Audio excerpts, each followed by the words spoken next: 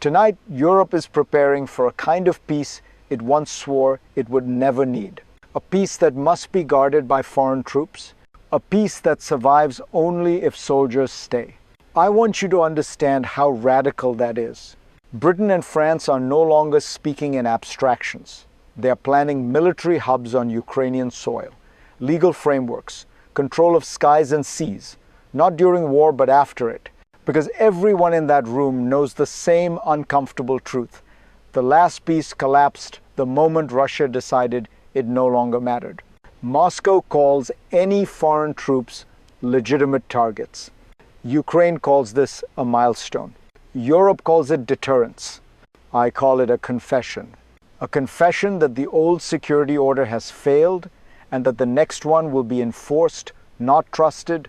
If you want to see where this leads and why this moment could reshape Europe for a generation, stay with me. And if this kind of analysis sharpens how you see the world, consider subscribing. Because before we debate troops, we must confront the problem that made them necessary. To understand why this moment matters, we need to strip it down to its core. This is not really about troops. It is about trust and the absence of it. For Ukraine, the question is brutally simple. How do you end a war when the last peace failed so completely? Security, guarantees, protocols, monitoring missions, these are not diplomatic flourishes. They are substitutes for something that no longer exists between Kyiv and Moscow. Belief. For Europe, the issue runs even deeper. Can a continent built on law, norms, and economic interdependence survive in a world where borders are still changed by force? Britain and France are answering that question with action, not rhetoric. They are preparing for a future where peace is conditional, fragile, and permanently supervised.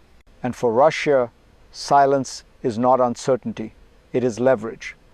Territory remains unresolved, the ceasefire line undefined. The war's end, still negotiable. All of this points to a larger truth. This conflict is no longer just about Ukraine. It is about how wars end in the 21st century. And to see why, we have to go back to how this war began.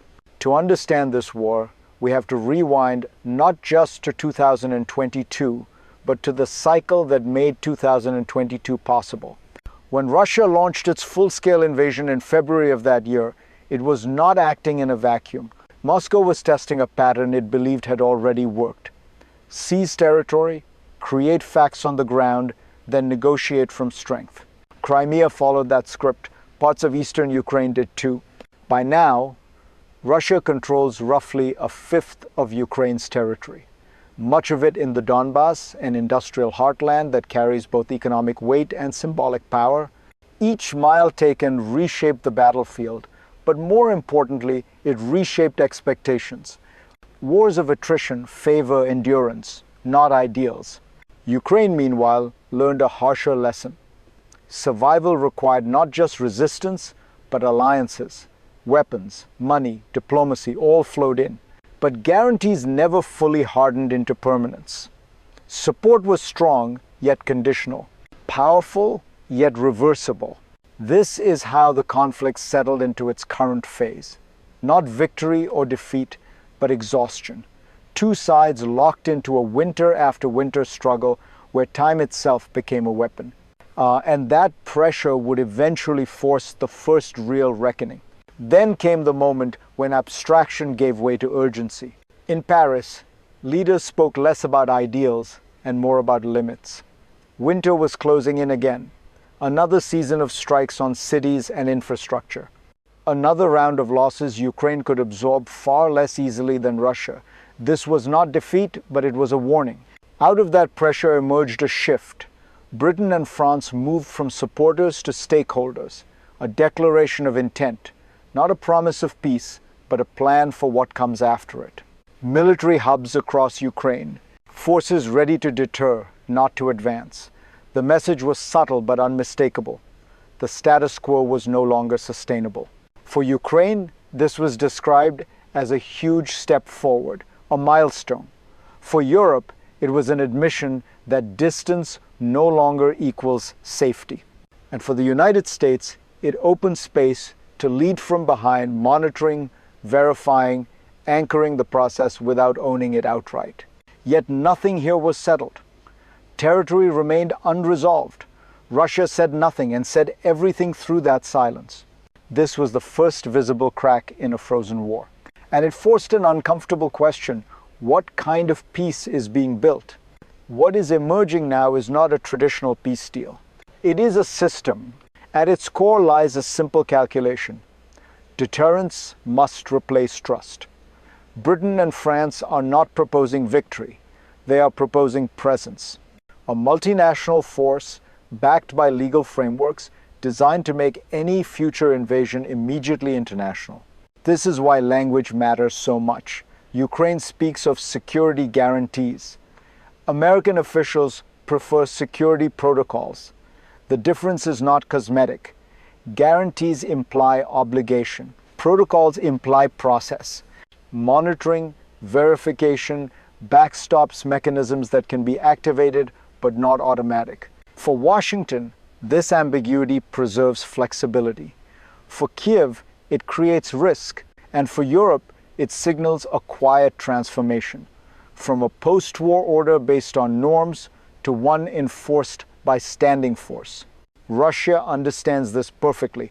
That is why Moscow has warned that foreign troops would be legitimate targets. Such statements are not threats alone. They are attempts to delegitimize the system before it hardens. What we are watching, then, is the construction of a new equilibrium, fragile, armed, and deeply uneasy. And systems like this are always tested. The second crisis arrives not with an explosion, but with a deadline. As diplomats inch toward a ceasefire, the most dangerous question remains unanswered: where does the war actually stop? No clear line, no agreed map, only territory still occupied and territory no one wants to surrender. Russia controls most of Luhansk and large parts of Donetsk. It has demanded Ukrainian withdrawal from the entire Donbass, rejecting compromise. Ukraine has refused to cede land, offering only the idea of mutual pullbacks if Russia does the same. This is not negotiation as resolution. It is negotiation as pressure. Meanwhile, strikes continue. Cities are hit. Infrastructure is tested daily. Each attack narrows political space in Kyiv, making any concession harder to explain, harder to sell, harder to survive.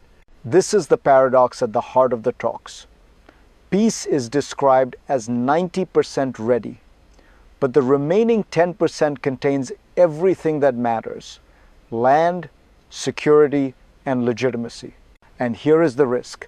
A ceasefire without clarity does not end a war. It pauses it. That is the second crisis. And it pushes the burden forward onto people. For the people of Ukraine, the stakes are no longer abstract. Imagine waking each morning knowing your city, your home, your street could be hit again, even as diplomats negotiate hundreds of miles away. The cold wind of winter brings more than snow. It carries the weight of uncertainty. Families huddle, communities strain, and every day becomes a test of endurance. You might think this is far from me, but put yourself in their shoes.